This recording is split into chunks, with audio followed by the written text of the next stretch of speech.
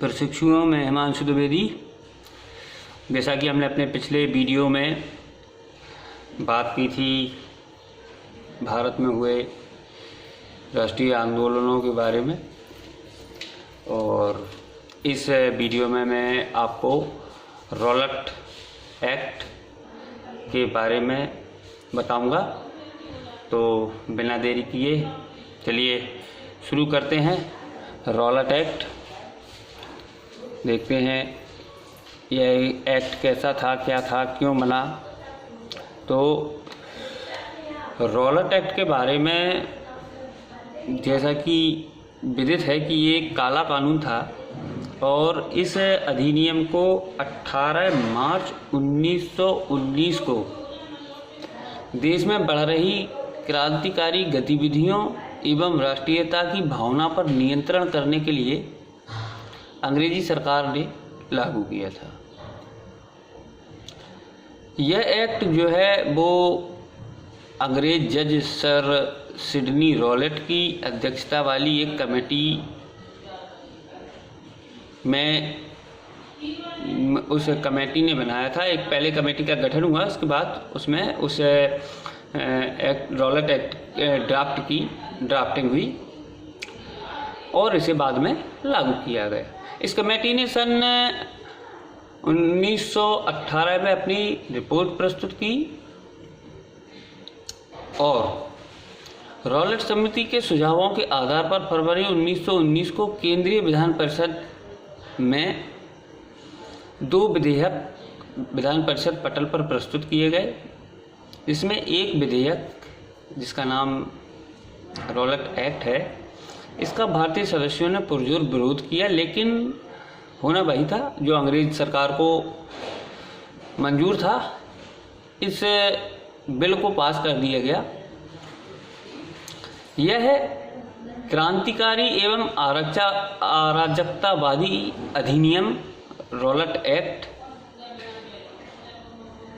भारतीयों ने इसे काला कानून नाम दिया और यह काले कानून के नाम से जाना गया।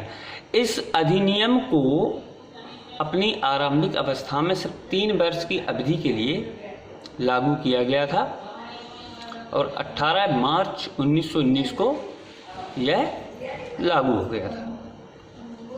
इस बिल के बारे में M.K. गांधी ने इस अधिनियम को शैतानी लोगों की शैतानी कहा था।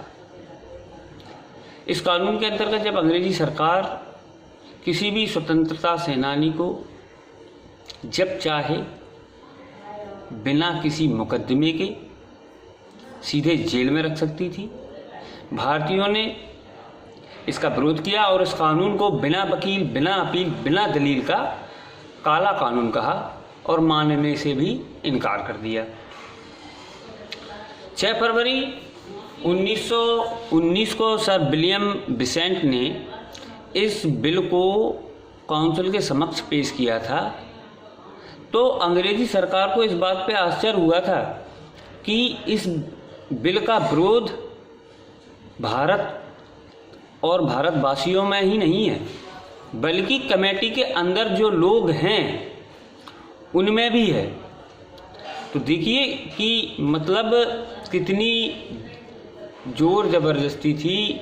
जबरन यह बिल हम भारतीयों पर थोपा गया और इसके तहत कई निर्दोष लोगों को जेल में जबरन डाल दिया गया। तो इस रॉलेट एक्ट के बारे में हम बात कर लेते हैं, इसकी क्या क्या विशेषताएं थी।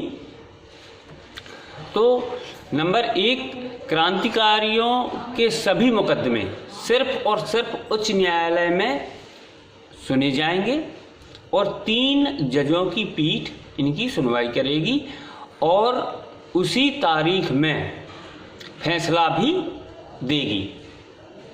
नंबर 2, जिस व्यक्ति पर देशद्रोह या प्रांत राज्य अंग्रेजी शासन के विरुद्ध कोई कार्य करने का संदेह हो तो उसकी जमानत ले ली जाए और उस व्यक्ति को किसी स्थान पर जाने या किसी विशेष कार्य को करने की अनुमति कतई नहीं दी जाए।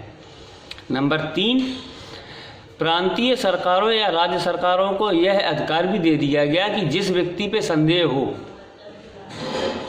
उसे बिना किसी पूर्व सूचना के गिरफ्तार करके जेल भेज दो या उसे नज़रबंद कर दो। नंबर 4, गैर कानूनी साहित्य जो अंग्रेजी शासन के विरुद्ध हो, ऐसा साहित्य, सरकार के विरुद्ध कोई लेख किसी पत्रिका में या अखबार में प्रकाशित हो और या सरकार के विरुद्ध कोई ऐसे लेख जिन्हें सार्वजनिक स्थानों पर चस्पा किया जाए, उनके प्रकाशन, उनके वितरण पर पूर्ण रूप से प्रतिबंध लगा दिया गया। तो कुल मिला के कहने का ये हुआ कि रॉलेट एक्ट का निर्माण करके अंग्रेजी शासन ने सोचा था कि हम भारतीयों की आवाज़ को दबा लेंगे, लेकिन स्थिति इसके बिल्कुल विपरीत हो गई और पूरे भारतवर्ष की जनता में रॉलेट एक्ट को लेकर बहुत ही ज़्यादा रोष व्याप्त हो गया, गुस्सा व्याप्त हो गया, पूरे देश में इसका विरोध हुआ। तो इस वीडियो में सिर्फ इतना ही। अगले वीडियो में मैं आपको जलियांवाला बाग हत्याकांड, जो कि भारतीय इतिहास का सर्वाधिक काला अध्याय है, उसके बारे में बताऊंगा। तब तक के लिए घर पर रहिए, सरकार द्वारा दिए गए दिशा निर्देशों का अक्षरशः अनुपालन कीजिए, सुरक्षित रहिए, घरों में रहिए और एक दूसरे का ज़रूरत पड़ने पर सहयोग भी कीजिए। धन्यवाद।